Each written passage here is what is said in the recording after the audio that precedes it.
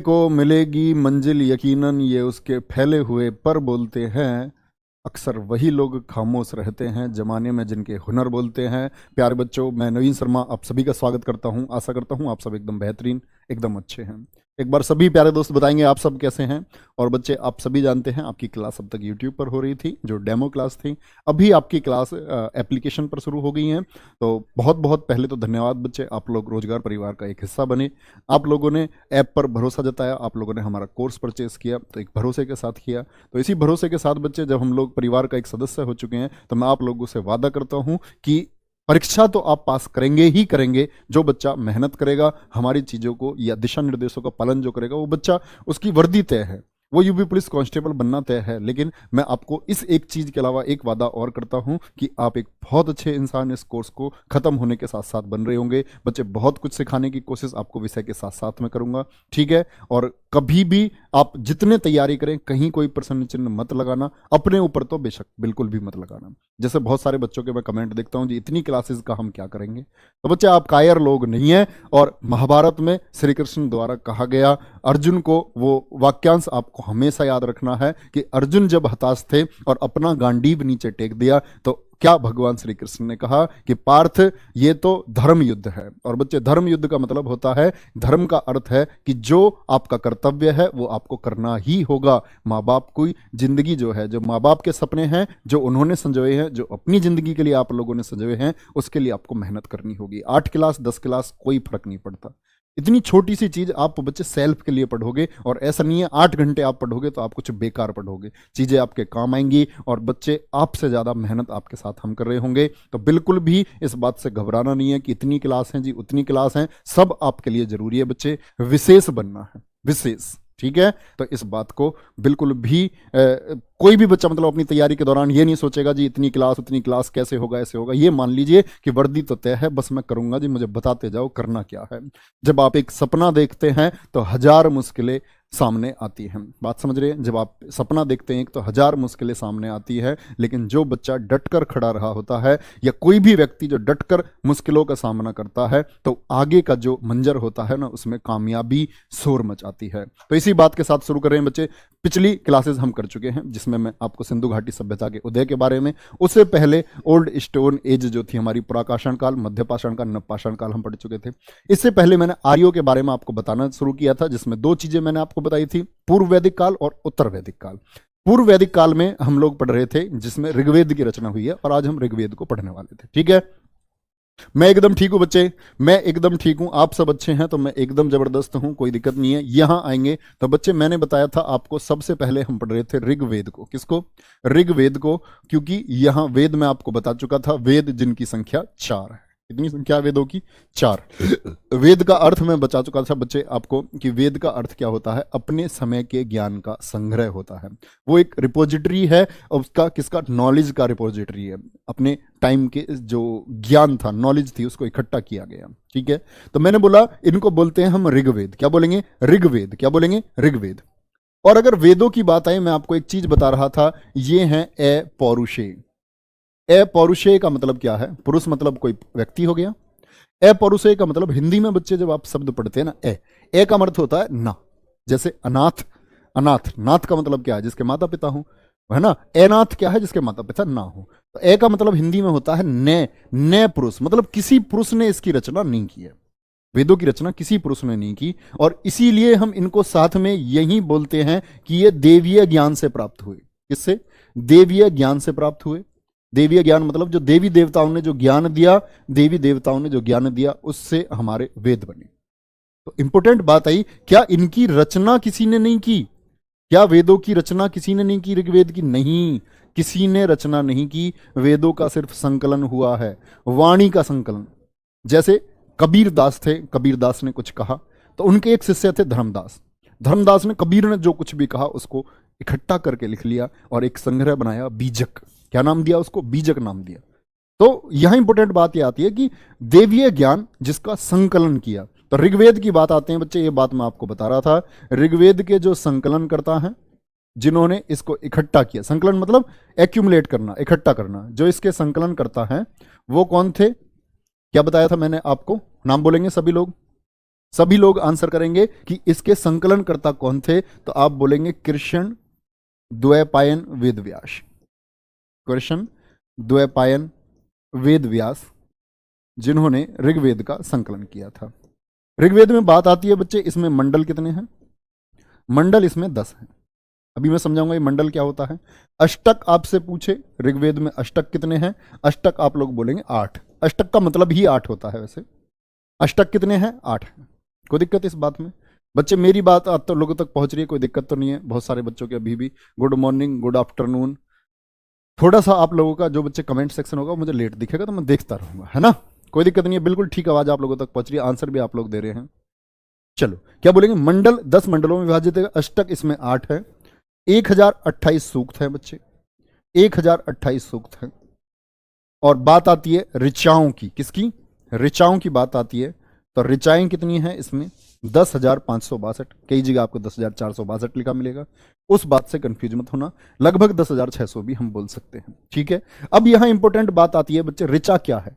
ऋचा को हम बोलते हैं मंत्र। क्या बोलते हैं? मंत्र। जो ये मंत्र होते हैं, मंत्र जैसे आप रीजनिंग में पढ़ते हैं मंत्र, और मंत्र से मिलकर के बनता है बच्चे आपका सूक्त। क्या बोलेंगे? मंत्र से मिलकर के क्या बनेगा? सूक्त बनता है। ये सूक्त जो है किससे मिलकर के बना? मंत्रों से। और एक सूक्त में आपके बच्चे 3 से लेकर के 300 तक मंत्र होते हैं। 3, 4, 5, 100, 150, 300 तक मंत्र होते हैं। तो मंत्रों को मिलाकर के क्या बनता है? सूक्त बनता है। सूक्त को मिला दें अगर हम, सूक्त को मिला दें तो फिर बनते हैं हमारे अष्टक या मंडल। क्या बनते हैं? अष्टक या मंडल बनते हैं। और अष्टक और मंडलों को अगर हम मिलाएं तो फिर क्या बनता है हमारा इसके बाद में? साकल। क्या बोलेंगे? साकल या वालखिल्य। क्या बोलना होगा हमको? साकल या वालखिल्य। ये साकल या वालखिल्य क्या होता है अभी समझाऊंगा आपको। बात समझ रहे हैं बच्चे? मंत्रों को मिलाकर के क्या बनता है? सूक्त। जैसा आप कोई किताब पढ़ते हो तो किताब में कुछ चैप्टर होते हैं, कुछ चैप्टर्स को मिलाकर के एक पूरी किताब बनती है। चैप्टर कब बनता है?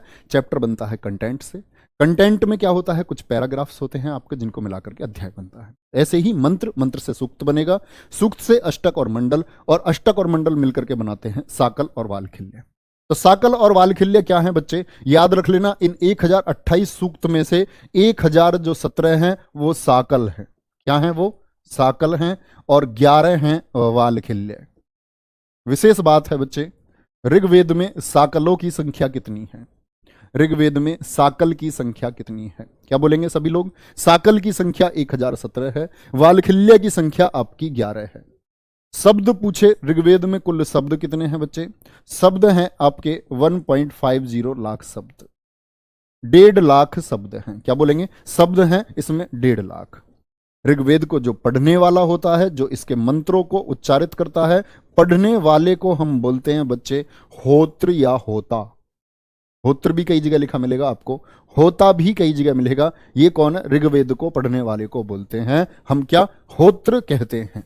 ठीक है, अब बाकी प्रश्न कैसे बन सकते हैं? तो संकलन किसने किया इसका? सूक्त 1028 हैं प्यारे बच्चे। ठीक है, सूक्त कितने हैं? 1028 हैं। ठीक है, एक बार बताएंगे बच्चे, थम्स अप करके आप लोग बताएंगे क्लास आप लोगों तक ठीक पहुंच रही है, कोई दिक्कत तो नहीं हो रही है? जो बच्चे अभी क्लास देख रहे हैं उनको कोई परेशानी तो नहीं हो रही है? एक बार आप थम्स अप करके बताएंगे मुझे, थम्स अप करके बताएंगे बच्चे एक बार। प्यारे बच्चे एक बार थम्स अप करके मुझे बताएंगे ताकि मैं जान पाऊं कि आपकी क्लास एकदम ठीक चल रही है। क्योंकि बच्चे शुरुआती दौर में ऐप में जब कोर्स चलता है तो कुछ नई परेशानी सामने देखने को मिलती हैं। बोलेंगे? क्योंकि वो चीज़ें तभी सॉर्ट आउट हो पाएंगे, आप एक बार बताएंगे। हाँ, क्वेश्चन प्रैक्टिस भी बच्चे, इसके बाद में क्वेश्चन भी पूछूंगा आपसे। बहुत सारे बच्चों का थम्स अप आ रहा है, यानी कि ठीक चल रही है क्लास, बहुत बढ़िया। पढ़ने वाला बच्चा, नेट की समस्या खत्म हो जाएगी, नेट जो ऐप खा रहा है कल तक आपकी समस्या खत्म हो जाएगी। ठीक है, पढ़ने वाले को होत्र बोलते हैं। अब बात आती है 10 मंडलों में क्या है, तो बच्चे इसमें लिख लेना 10 मंडलों में प्रमुख क्या है। एक तो लिखना तीसरा मंडल, तीसरा मंडल। 10 मंडल जो है इनमें प्रमुख। क्वेश्चन कैसे पूछा जाएगा? तो पूछेगा तीसरे मंडल में क्या है। जो तीसरा मंडल है, इस तीसरे मंडल में है गायत्री मंत्र। बोलेंगे गायत्री मंत्र सुना है? नहीं? ओम भूर्भुवस्सुवः तत्सवितुर्वरेण्यम भर्गो देवस्य धीमहि धियो यो नः प्रचोदयात्। तो ये तीसरा मंडल जो ये गायत्री मंत्र है, ये गायत्री मंत्र भैया सूर्य देवता के लिए है। पहला प्रश्न तो गायत्री मंत्र किस देवता के लिए समर्पित है, ये डिवोटेड है आपका सूर्य देवता के लिए। अब इंपॉर्टेंट बात है, कई बार क्या अनेक बार प्रश्न पूछा गया है बच्चे कि गायत्री मंत्र ऋग्वेद के कौन से मंडल में है, तीसरे मंडल में है। किसमें है, तीसरे मंडल में है। और ये जो गायत्री मंत्र लिखा है ये किसने लिखा, ये लिखा था ऋषि विश्वामित्र ने। ऋषि विश्वामित्र ने लिखा, ये बात बच्चे नोट कर लेना, किसने लिखा, ऋषि विश्वामित्र ने इसको लिखा। Written by Vishwamitra. ठीक है, गायत्री जो मंत्र है आपका, कोई दिक्कत, ठीक है। आगे देखेंगे बच्चे, आगे बात आती है गायत्री मंत्र की। बच्चे गंगा शब्द कितनी बार आया है मैं आपको कल बता चुका हूं। आप पिछले क्वेश्चन को क्यों पूछ रहे हैं, सिंधु 55 बार, सरस्वती 50 बार, आपकी बच्चे यमुना 3 बार, गंगा 1 बार, ये मैं आपको बता चुका। ठीक है, तो आती है गायत्री मंत्र क्या है, वो ऋषि विश्वामित्र ने लिखा। यहां तक कोई परेशानी किसी को नहीं होनी चाहिए। जो चौथा मंडल है, इसमें कृषि के बारे में बताया गया है, खेती के बारे में बताया गया है चौथे मंडल में। ठीक है, सातवां मंडल बड़ा महत्वपूर्ण है। सातवें मंडल में है आपका बच्चे, यहां बोलेंगे सातवें मंडल में हम इसको बोल सकते हैं 10 राग युद्ध। क्या बोलते हैं इसको, 10 राग्य युद्ध के बारे में बताया गया है। 10 राग युद्ध, जिसमें 10 का मतलब होता है जो उस समय के 10 बड़े कबीले थे, उन्होंने राजा सुदास से युद्ध किया था। और उस युद्ध में विजय किसकी हुई थी, राजा सुदास की विजय हुई थी। उस समय जो कबीले हुआ करते थे, तो क्या बोलता, आर्यकालीन सभ्यता में जो एक राजा हुआ करता था सुदास, उनने बाकी सारे राजाओं को हरा दिया था। तो राजा सुदास के बारे में हमें कहां से पता चलता है, लिख लेना इस बात को, कौन जीता था इस युद्ध को, राजा सुदास जीता था। राजा सुदास इसमें विजयी हुआ था। ये सातवें की बात कर रहे हैं। और साथ में ये भी पूछा जाता है जो सातवां मंडल है ये किसने लिखा, तो ये सातवें मंडल को संकलित किया है ऋषि वशिष्ठ ने, वशिष्ठ ऋषि ने। क्या बोलेंगे, ऋषि वशिष्ठ ने किया है। ठीक है, बहुत बढ़िया, बहुत अच्छा। बच्चे मैं कमेंट्स देखो, मैं आपको फिर से एक बात बोलता हूँ, देखो मैं क्लास में बहुत कम बात करूंगा आप लोगों से। हाँ, कभी आप लोग बोर हो रहे होंगे तो मैं ऐसा अपना आप लोगों का मन लगाता रहूंगा, कोई दिक्कत नहीं। लेकिन आप मैक्सिमम टाइम अपनी पढ़ाई पर दो बच्चे, मैक्सिमम टाइम मत ध्यान दो। कोई मत बोलो कि मेरा नाम ले लो सर जी प्लीज, हाथ जोड़ के रिक्वेस्ट कर रहा हूँ बच्चे, बहुत कीमती समय है आप लोगों का। अन्य लोगों से आगे पहुंचो, तब पहुंचोगे जब बहुत मेहनत अपने आप पे करोगे, है ना। फालतू की बातों में उलझोगे तो पीछे रहोगे, 2-4 साल तैयारी करते रहोगे, लास्ट में फिर 8,000 प्राइवेट ड्यूटी कहीं करनी पड़ जाएगी तुम्हें। अभी बता रहा हूं, बहुत मेहनत से पढ़ लो।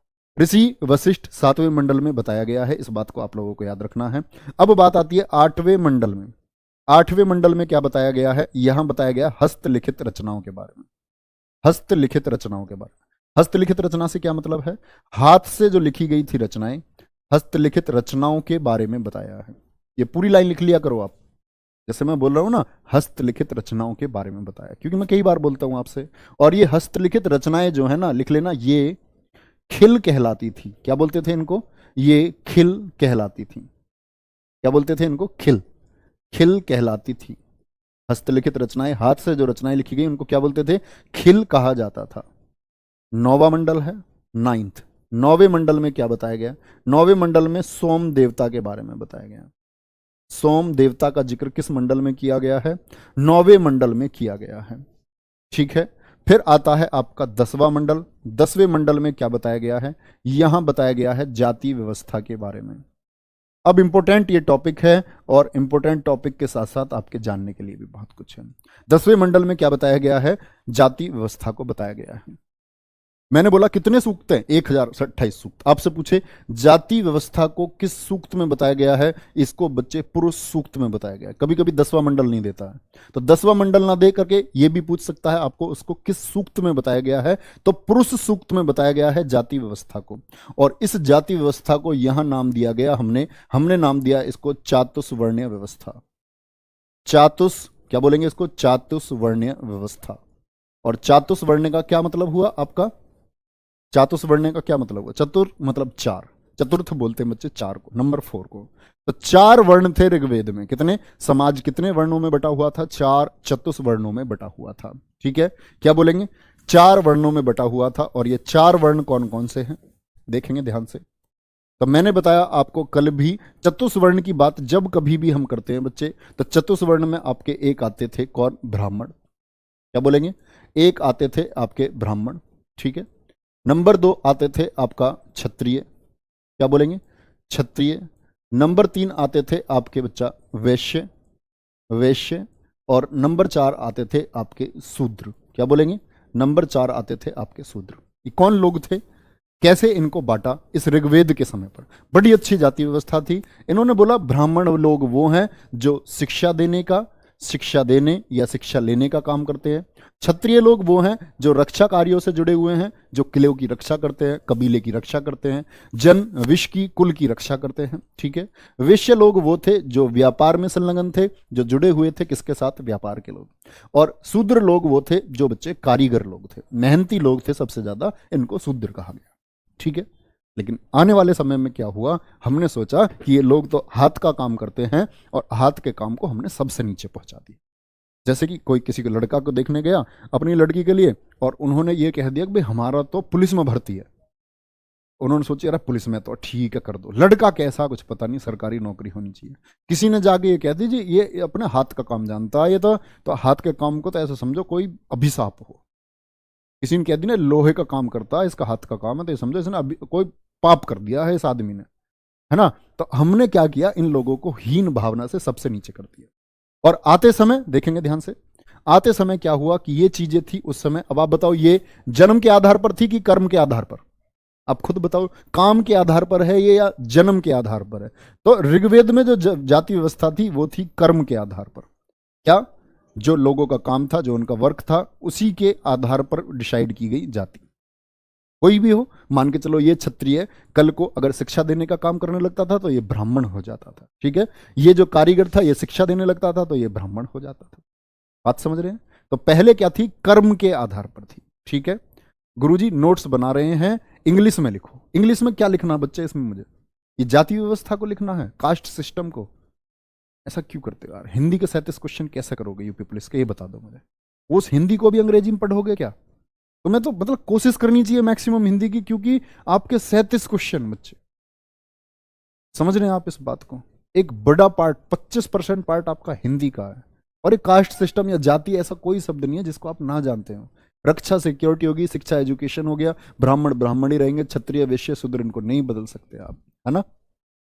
कर्म के आधार पर थी। किसमें? कर्म के आधार पर थी। ये बात आपको याद रखनी है। एक बच्चे का कमेंट आ रहा है, ठीक है, पहले के लोगों ने इतना गंदा काम किया है, अब हम अपने माँ बाप को समझा नहीं पाते। बिल्कुल सुरभि सिंह एकदम लिख रहे हैं। सुरभि सिंह पुरानी स्टूडेंट है गुड़िया हमारी। चलो भाई आगे 10th। यहां तक बात हुई है किसकी? कि 10वें मंडल में जाति व्यवस्था को बताया गया है। और जाति व्यवस्था बच्चे बहुत इंपॉर्टेंट है, इस बात को आप लोग याद रख लेना। अब बात आती है कि ये जो जाति व्यवस्था है इसके बारे में कहां से पता चलता है? हमको एक और क्वेश्चन दे देता है। तो ये जो जाति व्यवस्था मैंने बोला कर्म के आधार पर बताएगी, कर्म के आधार पर बताएगी। तो बच्चे कर्म के आधार पर याद रख लेना, ये जो इनके कर्तव्य थे, लिखना, इन जातियों के कर्तव्य धर्म सूत्र में बताए गए हैं। इसमें बताए गए हैं, इन जातियों के कर्तव्य धर्म सूत्र में बताए गए हैं कि भाई आप क्षत्रिय हैं तो आपको रक्षा करनी चाहिए, बताए गए हैं। कोई दिक्कत? ये जो जातियां हैं, ये जातियों को इन्होंने कर्म के आधार पर बांटा, साथ ही इनके कर्तव्य किसमें बताए गए? धर्म सूत्र में बताए गए हैं। एक लिखना बच्चे, ऋग्वेद का उपवेद। ऋग्वेद का उपवेद। उपवेद मतलब जब लोगों के समझ में ऋग्वेद नहीं आया, ऋग्वेद नहीं आया तो बच्चे एक उपवेद लिखा गया इसको आसान बनाने के लिए, ताकि मैक्सिमम लोग इसको समझ सकें। क्योंकि वेदों की भाषा बहुत जटिल है, बहुत कठिन भाषा है ना। तो इसका एक उपवेद लिखा गया, ऋग्वेद का एक उपवेद लिखा गया, और उस उपवेद का नाम है आयुर्वेद। क्या बोलेंगे? ऋग्वेद के उपवेद का। आपसे क्वेश्चन किस तरह पूछेगा आयुर्वेद किसका उपवेद है? तो क्या आंसर देना है? आयुर्वेद ऋग्वेद का है। लेकिन एक हमारे बड़े विद्वान व्यक्ति हुए हैं भारतीय इतिहास में, और शल्य चिकित्सा के लिए सर्जरी के जनक के रूप में उनको जाना जाता है। नाम है सुश्रुत। क्या नाम है? सुश्रुत। तो ये जो सुश्रुत हैं, इन्होंने क्या बोला? इन्होंने बोला ये जो आयुर्वेद है ना, ये इन्होंने अथर्ववेद से माना है। क्या माना इन्होंने? सॉरी, अथर्ववेद बोला। इन्होंने क्या बोला? कि अथर्ववेद का उपवेद है ऋग्वेद। अब बात आएगी, मैं गलत बोल रहा हूं, सॉरी, मैं बोल रहा हूं कि इन्होंने बोला कि ये जो आयुर्वेद है ये अथर्ववेद का उपवेद है। तो कभी भी क्वेश्चन पूछा जाए सुश्रुत के अनुसार आयुर्वेद किसका उपवेद है? तो अथर्ववेद। और अगर ऐसा कुछ नहीं देता है सुश्रुत वाली बात को, आपसे पूछे आयुर्वेद किसका उपवेद है? तो क्या आंसर करेंगे बच्चे? तो आंसर करना होगा ऋग्वेद का उपवेद है। क्यों? उपवेद क्या होता है भैया जी? वेदों की भाषा को आसान बना करके जब लिखा गया, ठीक है, वेदों की भाषा को जब बोलेंगे, ठीक है, चलो भैया, यहां तक कोई दिक्कत? हम सब करके बताएंगे बच्चे, इतनी बात में कोई दिक्कत कि ऋग्वेद का उपवेद आयुर्वेद, आयुर्वेद क्या होता है, ये बात हमने बता दी, ठीक है। तो मैंने बताया कि ऋग्वेद जो था ये बच्चे किस काल में लिखा गया था?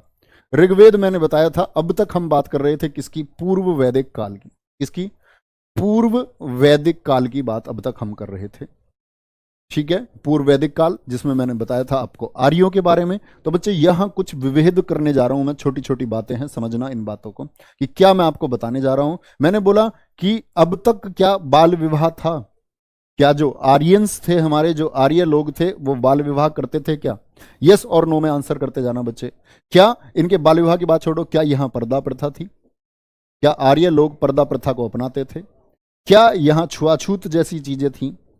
यस और नो में आंसर करना बच्चे। अभी तक आप जो बातें समझ पाए हों, अब तक जो मैं आपको समझाने की कोशिश कर रहा था, पर्दा प्रथा थी, छुआछूत थी या नहीं थी? अब बात आएगी, क्या जाति प्रथा यहां थी? जाति प्रथा थी, मतलब समाज कैसे बदल रहा है ये मैं आपको समझाना चाह रहा हूं। जाति प्रथा के बाद में बच्चे कुछ खोज हैं इनकी, वो बताऊंगा मैं आपको भी। बोले एक बार, तो सभी लोगों का आंसर आएगा नो नो नो नो। बाल विवाह ऋग्वेद जब तक था, जब तक आर्य थे, तब तक इनमें ये प्रथाएं नहीं थी।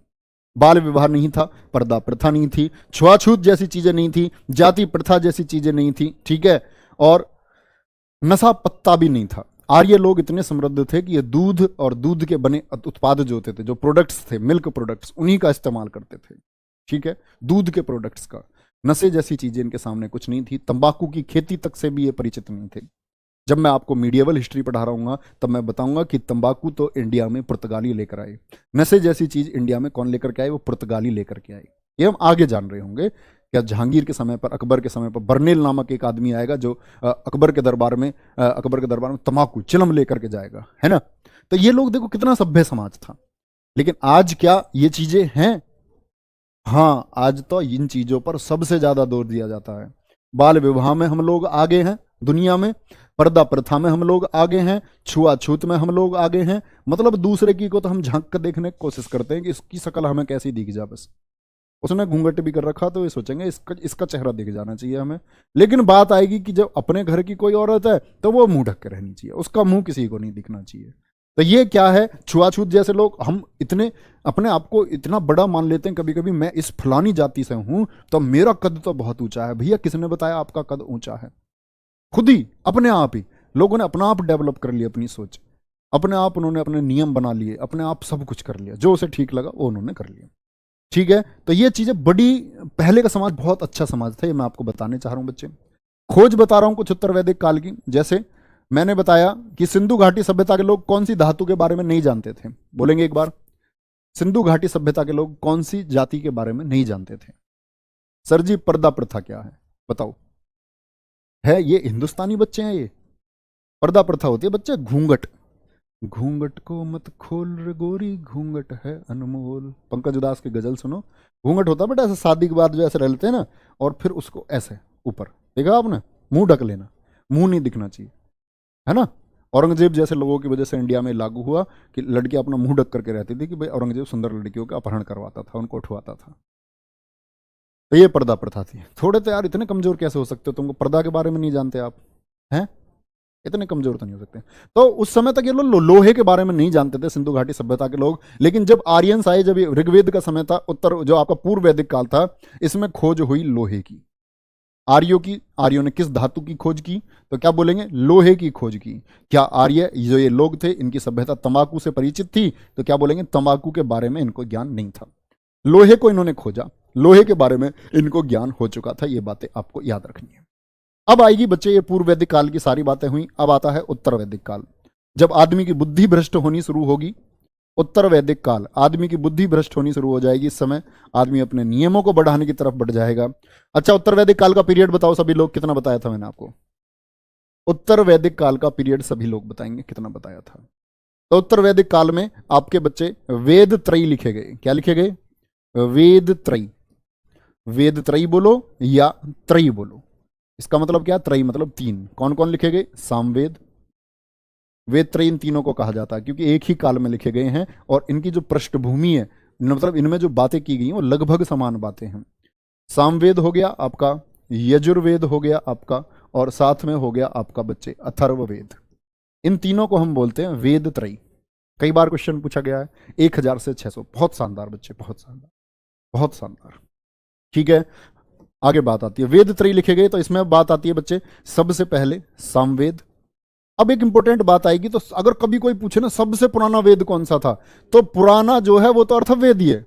सबसे पहले जो लिखा गया वो कौन सा था, पुराना वेद, सॉरी गलत बोल रहा हूं, पुराना वेद कौन सा था, ऋग्वेद था, ऋग्वेद। और अगर हम बात करते हैं सबसे नया वेद, वो है अथर्ववेद। तो इसके बाद के वेद लिखे जा रहे हैं, आप समझ चुके हैं, वो पहले लिखा गया है। सामवेद की बात आती है, सामवेद को बोलते हैं बच्चे हम संगीत का जनक। क्या बोलते हैं, संगीत का जनक। हिंदुस्तान में या दुनिया में जो कहीं भी संगीत की बात बोलते हैं कि संगीत का जन्म कहाँ से हुआ है, वो सामवेद से हुआ है। म्यूजिक का जो जन्म हुआ वो सामवेद से हुआ। सामवेद में ही किसके बारे में बताया गया, स्वरों के बारे में बताया गया है। हिंदी में आप पहला चैप्टर वर्णमाला पढ़ रहे होंगे ना, जिसमें आपने पढ़ा होगा स्वर कुल 11 और उच्चारण के आधार पर स्वर कुल 10। ए आ ई उ आपका री ए ऐ ओ और औ, ये सब क्या है, ये स्वर हैं। तो इन स्वरों का जो सबसे पहले प्रयोग हुआ, स्वरों का सबसे पहले प्रयोग यूपीएसआई 2017 पूछा गया। यूपीएसआई 2017 स्वरों का सबसे पहले प्रयोग के बारे में किस वेद में वर्णन मिलता है, हिंदी वाले पार्ट में पूछा गया, हिंदी वाले पार्ट में। ठीक है, तो सबसे पहले प्रयोग सामवेद में हुआ स्वरों का, ये बात याद रख लेना। अब बात आती है जो इसको पढ़ने वाला होता है, इसको पढ़ने वाला होता है उसको बोलते हैं बच्चे हम उद्रात्र या उद्गाता भी बोलते हैं। उद्रात कई जगह उद्गाता आपको लिखा मिलेगा, तो इस बात से कभी भी घबराना नहीं है। अब इंपॉर्टेंट बात है कि इसका जो उपवेद है, जब इसकी भाषा लोगों के समझ में नहीं आई, तो एक वेद लिखा गया आसान भाषा में, जिसको हम बोलते हैं गंधर्व वेद। क्या बोलेंगे, गंधर्व वेद, गंधर्व वेद। और बच्चे जो इसके संकलन करता है, जैसे उसके आपके वेद व्यास थे, इसके संकलन करता कौन है, इसके संकलन करता है आपके भरत मुनि, भरत मुनि।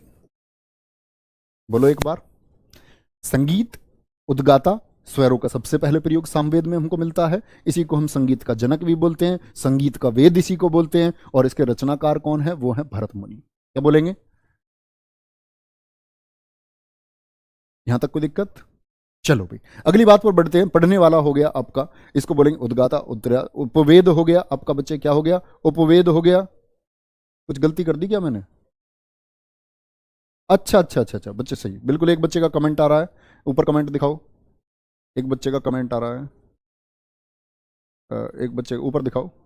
एक बच्चे कमेंट गया था भी, उसने बहुत कुछ ठीक लिखा। देखो एक हम मिस्टेक कर गए हैं, वेद त्रयी में मैंने ये अथर्ववेद को शामिल कर लिया है गलती से, वेद त्रयी में मैंने अथर्ववेद को शामिल कर लिया। बच्चे अथर्ववेद नहीं आएगा वेद त्रयी में, आपका यहां आपको लिखना होगा ऋग्वेद। क्या लिखना होगा, ऋग्वेद। सॉरी, हार्टली सॉरी, एकदम बहुत बढ़िया बच्चे, थैंक यू। नहीं ऊपर गया उस बच्चे का कमेंट, नाम देखो उसका, बहुत बढ़िया।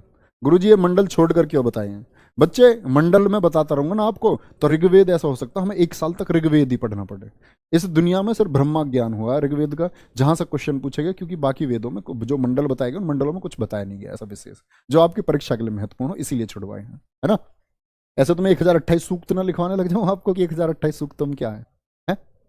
चलो तो भाई दिक्कत देखो, बच्चों को दिक्कत आ रही है एक, क्लास चलते चलते बंद हो रही है, ऐसा क्यों है? नहीं पीडीएफ डिलीट नहीं होंगे। सैंकी मोहित, खिल भैया, खिल जमीन को भी कहा जाता है, खिल जमीन को बोलेंगे बच्चे, जनपद काल आएगा जब बोलेंगे। खिल जमीन को भी कहा जाएगा, लेकिन जनपद काल आएगा जब। विवेक कुमार, वेद त्रयी में अथर्ववेद नहीं आता, बिल्कुल ठीक कह रहे हैं।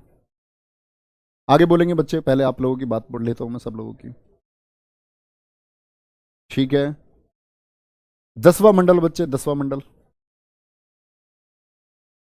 एक बच्चा पूछ रहा आर्य कौन थे, तो उत्तर है, पढ़े मत, जब से क्लास में बता रहे इतने दिन से। कल क्लास में क्या बताया था, आर्य कौन थे? ठीक है, कोई दिक्कत नहीं है, बिल्कुल ठीक है। चलो आगे बढ़ें, एक बार थम्स अप करके बताओ, आगे बढ़ें। थम्स अप करके बताएंगे सभी लोग, आगे बढ़ें भैया। ऐप ठीक हो जाएगा बच्चे, हो जाएगा ठीक। चलो, वेरी गुड। एक बच्चा पूछ रहा है जी, 10 राग युद्ध किस नदी के तट पर हुआ था? बच्चे, रावी नदी के तट पर हुआ था। रावी नदी के तट पर हुआ था। बहुत बढ़िया, मजा आ रहा है तो अच्छी बात है, इससे ज्यादा अच्छा क्या हो सकता है। मैंने बोला ना, प्राचीन इतिहास सबसे बोरिंग होता है, नए बच्चे के लिए बोरिंग है। देखो, एक बच्चा था हमारे पास में यूपी कांस्टेबल का, उसने बोला जी मैंने पिछली बार 49,500 वाला पेपर भी दिया, 41,000 वैकेंसी वाला पेपर भी मैंने दिया है, 49,568 भी मैंने दिया, तो मैं सफल नहीं हो पाया। तो मतलब उसकी बात ही मुझसे कनेक्ट था। अंकित नाम है उस लड़के का आज भी, और यूपीएसआई टॉपर्स लिस्ट में वो बच्चा पहुंच रहा है। तो टॉपर नहीं होगा तो लगभग उस बच्चे के 143 क्वेश्चन ठीक है, समझ रहे हो, जो यूपी कांस्टेबल में सफल नहीं हो पाया। तो चीज़ों को सीखना इसलिए ज़रूरी है कि बच्चे, मैं ये नहीं चाहता कि आप सिर्फ यूपी कांस्टेबल तक सीमित होकर रह जाए। मैं चाहता हूँ चीज़ों को आप एक बार में इतना अच्छा पढ़ें कि आप आगे तक चलते रहें। नहीं तो बच्चे, मैं सिर्फ मान के चलो 6 से 7 दिन की क्लास में आपको ये डिजाइन कर सकता हूँ कि कौन से क्वेश्चन आपके पूछे जाएंगे और मैक्सिमम कहाँ से पूछा जाएगा। 6 से 7 दिन लगेंगे उस चीज़ में, उसके लिए मत घबराओ। ये चीज़ें आपके सीखने के लिए हैं, अभी आपका समय है, तो आप लोग अभी जितना अच्छे पढ़ लोगे, क्योंकि आगे आगे जैसे अगर नहीं पढ़ोगे बच्चे तो जीवन में डिमोटिवेट होते जाओगे, फिर पढ़ ही नहीं पाओगे, है ना। तो इसीलिए बहुत जरूरी है चीज़ों को जानना सबको। चलो भाई, एक बार आगे चलेंगे। ये सामवेद की बात हुई, अब आते हैं हम यजुर्वेद की बात पर। यजुर्वेद की बात पर, यजुर्वेद में क्या बताया गया बच्चे? यज्ञ जो होता है, जो हवन वगैरह होते हैं घर में देखते होगे ना, यज्ञ और जितने भी कर्मकांड हैं, कर्मकांड से मतलब है कि जैसे बहुत सी जगह होता है कि भाई बारिश नहीं हो रही है तो बोलते हैं ना, वो भंडारा करवा लो, खीर बनवा लो, खीर। देखिए तुमने बनती हुई खीर का भंडारा होते हुए कि धरती बारिश नहीं हो रही है, तो खीर बंटवाओगे तो बारिश हो जाएगी। तो ये क्या है? ये सब कर्मकांड है। मनुष्य जब मरता है तब कुछ संस्कार होते हैं, मैंने आपको बताया, जीव व्यक्ति का जन्म होता है तब कुछ संस्कार होते हैं। तो ये सब कर्मकांड या यज्ञ वगैरह हवन, ये सब किस में बताए गए? यजुर्वेद में बताए गए हैं, ठीक है। ये अकेला ऐसा है जो गद्य और पद्य दोनों में है, गद्य और पद्य दोनों में, गद्य और पद्य दोनों में है, ठीक है। प्रोज वाले पार्ट में भी है, पोइट्री वाले पार्ट में भी है, ठीक है, बहुत बढ़िया। क्या बोलोगे? गद्य और पद्य दोनों में है। वो कौन है? वो यजुर्वेद है। पढ़ने वाला कौन है जो इसको पढ़ता है? इसको पढ़ने वाला कहलाता है अर्धव्यू। क्या बोलेंगे? अर्धव्यू कहलाता है इसको पढ़ने वाला। सॉरी, मैं गलत लिख दिया सब थोड़ा। अर्धव्यू कहलाता है इसको पढ़ने वाला। और अब बात आती है बच्चे, जो इसका उपवेद है, जो इसको समझने के लिए लिखा गया, तो वो उपवेद का नाम है आपका धनुर्वेद। धनुर्वेद। और जब आप हिंदी पढ़ेंगे ना, हिंदी साहित्य, तो आप एक चीज का नाम सुनेंगे बार बार, वो चीज कौन सी है? और ऋषि लिख लेना, इसके ऋषि कौन थे? संकलन करता ऋषि हैं इसके विश्वामित्र। विश्वामित्र ऋषि ने इसको लिखा है। यहां मैंने बच्चे एक बात लिखी कि ये गद्य और पद्य दोनों में है। इस बात का क्या मतलब है? जब कोई चीज गद्य और पद्य दोनों में लिखी जाती है उसको बोलते हैं हम चंपू काव्य। क्या बोलते हैं? बोलेंगे सभी लोग एक बार। अगर कोई चीज या कोई ग्रंथ हो, कोई रचना हो जो गद्य और पद्य दोनों में लिखी जाए, दोनों में लिखी जाए, तो उसको हम बोलते हैं बच्चे चंपू काव्य। बोलेंगे सभी प्यारे बच्चे, क्या बोलते हैं उसको? हम चंपू काव्य कहा जाता है। हर एक बच्चे का कमेंट चाहता हूं इसमें। Very good. कोई दिक्कत? यहां तक कोई भी दिक्कत नहीं है बच्चे। आर्य लोगों ने लोहे की खोज की, लोहो से वो परिचित थे आर्य लोग, इस बात को आपको याद रखना है। आर्य लोगों की धातुओं में सबसे बड़ी खोज वो लोहा था। आप बार बार क्यों लिख रहे हैं, वो बात मैं आपको बता चुका हूं, है ना। तो क्या बोलेंगे यजुर्वेद के बारे में बच्चे? यज्ञ कर्मकांड इसमें बताए गए, गद्य और पद्य दोनों में है, इसी को चंपू काव्य बोलते हैं। क्या बोलते हैं? चंपू काव्य। पढ़ने वाला अर्धव्यू। उपवेद इसका धनुर्वेद है। ऋषि कौन है? इसके ऋषि हैं विश्वामित्र ऋषि ने इसको लिखा। चौथा वेद और सबसे नया वेद है आपका अथर्ववेद। बोलेंगे अथर्ववेद। ये कौन सा है? अथर्ववेद को ही हम ब्रह्मवेद भी बोलते हैं। क्या कहा जाता है इसी को? ब्रह्मवेद कहा जाता है। और सबसे नया वेद है, सबसे नया वेद। सबसे पुराना वेद पूछे तो ऋग्वेद हो जाएगा, ठीक है। अथर्ववेद में बच्चे बताया क्या गया? अथर्ववेद में बताया गया आपका जादू टोना। जादू टोना, बस बस में गई हो ना आप, वहां लिखा रहता है जैसे, मात्र 1 महीने में खोया हुआ प्यार पाए, सौतन से छुटकारा, घरे कलेश से छुटकारा, जो अपनी वाली छोड़ के चली गई थी वो वापस आ जाएगी, जो आपके खून पी रही है वो आपको छोड़ करके चली जाएगी। जादू टोना मतलब वशीकरण, ऐसा मत लिख लेना जो मैं बता रहा हूँ। जादू टोना का मतलब किसी को अपने वश में कर लेना, वशीकरण जैसी चीजें, वशीकरण जैसी चीजें, ठीक है। और आपका कृषि, साथ में समझना, कृषि जो फसल थी, कृषि को प्रभावित करने वाले कीट, कृषि को प्रभावित करने वाले कीट, ऐसी बात तो बहुत खुश रहते हो, सबके दांत दिख रहे हैं। कृषि को प्रभावित करने वाले कीट, है ना। यहाँ समझ लो इतनी बात मेरी, ऐसी बात पर बहुत फोकस करते हो, है ना। ऐसा तुम ऑफलाइन में होने चाहिए, और इस बात पर जो जो हंसता उसमें घूसे घूसे डंडे डंडे बजने चाहिए उसमें। तो क्या बोलेंगे, जादू टोना वशीकरण ये किसमें बताया गया, अथर्ववेद में बताया गया है। इस वेद तक आते आते सारी बुराइयां धर्म में आ गई, कन्या जन्म की निंदा होने लगी, कन्या जन्म की निंदा। और जो मैंने क्रॉस लगवाए थे ना आपको, सारी प्रथाएं इस समय प्रचलित हो गई थी, बाल विवाह भी, आपका जाति प्रथा भी, छुआछूत जैसी चीजें भी। तो ये किस समय पर, अथर्ववेद के समय पर। जैसे जैसे समय आगे बढ़ रहा है तो इस समय ये चीज आपकी बच्चे आगे बढ़ने चली हो गई। जादू टोना बच्चे सब कुछ आता है इसमें, भूत पिचास इसी में आते हैं। भूत पिचास निकट नहीं आवे, महावीर जब नाम सुनावे, भूत पिचास हो गए। औषधियों के बारे में इसमें बताया गया है, औषधियों के बारे में बताया गया है, ठीक है। और जो इसको पढ़ने वाला है, जो इसको पढ़ने वाला होता था, जो अथर्ववेद के मंत्रों को पढ़ता था, उसको बोलते थे हम पढ़ने वाले को ब्रह्मा। क्या बोलते थे, ब्रह्मा कहते हैं। फिर बात आती है कि अथर्ववेद की भाषा जब लोगों के समझ में नहीं आई, तो इसको समझने के लिए इसका एक उपवेद लिखा गया। और ये बच्चे इंपोर्टेंट हैं, हर एक फैक्ट इंपोर्टेंट है। उपवेद इसका लिखा गया शिल्पवेद। आपसे पूछेगा कि जो शिल्पवेद है ये किस वेद का उपवेद है, तो शिल्पवेद किसका है, वो अथर्ववेद का है। किसका है, शिल्पवेद। सर वेद तो किसी ने नहीं लिखा, तो बच्चे मैं कब बता रहा हूं लिखा किसने है? लिखा किसने, मैंने कब बताया लिखा, मैंने बोला संकलन करता। ए पौरुषे इसलिए कहते हैं क्योंकि वो देवों की वाणी है, देवों की वाणी है, इसीलिए उसको बोलते हैं, ठीक है। अब बात आती है इसके जो संकलन करता है वो है ऋषि विश्वामित्र। क्या बोलोगे, ऋषि विश्वामित्र, ठीक है। इस बात में किसी को घबराना नहीं है। विश्वामित्र जी कौन थे, इसके संकलन करता है। कौन से ऋषि का संबंध जोड़ोगे अर्थवेद से, तो सभी प्यारे बच्चे बोलेंगे भैया जी ऋषि विश्वामित्र जी का जोड़ देंगे, ठीक है, जुड़ गया, कोई दिक्कत। चारों वेदों में आपको जो महत्वपूर्ण बातें हैं बच्चे, जिनसे अलावा अगर कभी कोई प्रश्न आए, सिर्फ एक चीज बची है आपकी ब्राह्मण ग्रंथ, ठीक है, उसकी बात कर लेते हैं। गुरुजी मुझे अनब्लॉक करवा दो। रोहित आपकी कमेंट हर क्लास में, हर यूट्यूब के बाद में बच्चे आप कमेंट कर रहे हैं, आप ब्लॉक नहीं है। अगर ब्लॉक होते तो आप कमेंट नहीं कर पाते, ठीक है। आपकी यूट्यूब पे भी कमेंट जा रही है, मैंने हर वीडियो के बाद में आपकी कमेंट देखी है। चलो आगे बढ़ेंगे भाई, आगे बढ़ेंगे। यहां तक की बात में किसी को कोई दिक्कत है? यजुर्वेद का उपवेद नहीं लिखवाया क्या मैंने, एक बच्चा पूछ रहा है। ये क्या लिखा हुआ, एक बच्चा पूछ रहा है यजुर्वेद का उपवेद। भैया इसको देखना, ये क्या लिखा हुआ है, धनुर्वेद। कहाँ ध्यान है मेरे लाल, लाल मेरे पीले, तुम्हारा ध्यान है किधर, ये बता दो जरा, तेरा ध्यान किधर है भाई। चले आगे, लेखपाल की किताब बहुत जल्दी आएगी बच्चे। सर सुनील यादव को ब्लॉक कीजिए, गाली दे रहा है। सुनील यादव को ढूंढो भाई।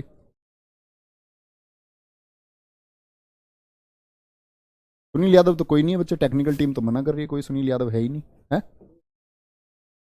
तो मैं भी यही बोल रहा था, तो ये वो बच्चा है जो ध्यान भटकाता है और लोगों का। बच्चे जो बच्चे आपका ध्यान भटकाते हैं उन बच्चों को आपको खुद ही देख लेना। कोई ऐसा नहीं है यहाँ सब बच्चे पढ़ने वाले ही हैं, कुछ यहाँ मस्ती के लिए होंगे जो आज पढ़ेंगे, कल से खोल के नहीं देखेंगे आपको। कुछ ऐसे रहेंगे जो 10 दिन पढ़ेंगे, हिम्मत हार जाएंगे। कुछ ऐसे होंगे 15 दिन हार। तो ऐसे बच्चे पर ध्यान नहीं देना, है ना।